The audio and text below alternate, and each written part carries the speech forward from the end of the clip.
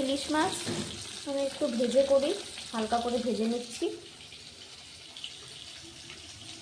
কড়াইতে সরষের তেল দিয়ে কালো জিরে কাঁচা লঙ্কা ফোড়ন দিয়ে আলু বেগুন দিয়ে দিয়েছি, ভাজা ভাজা করছি।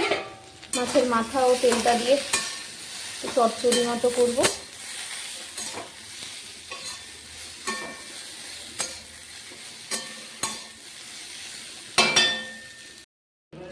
একটু জল দিয়ে ঢেকে দিয়েছিলাম বেগুনগুলো সেদ্ধ করার জন্য। এখন এভাবেই করব, ভাজা ভাজা করব, জলটা শুকিয়ে নেব।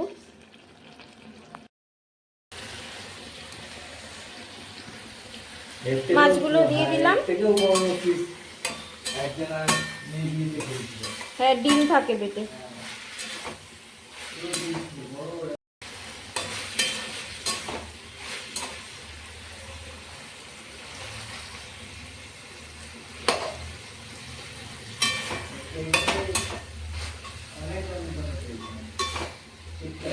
হ্যাঁ,